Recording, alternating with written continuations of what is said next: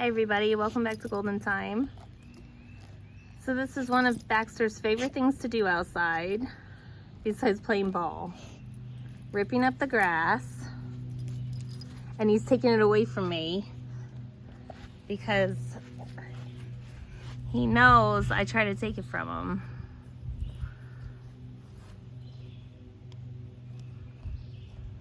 But I'm not quite sure why he eats so much grass.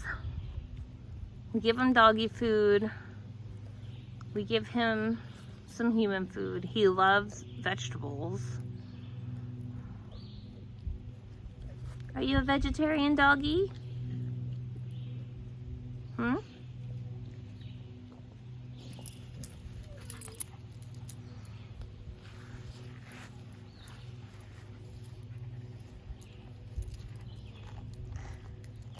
It's like a lawnmower. So in a few days, Baxter's getting fixed. So hopefully he does well.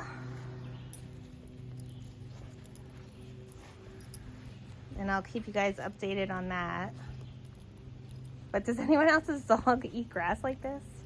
I know they eat it sometimes when they have an upset belly, but I feel this is extreme, Baxter. Thanks for watching, everyone. Until next time, bye.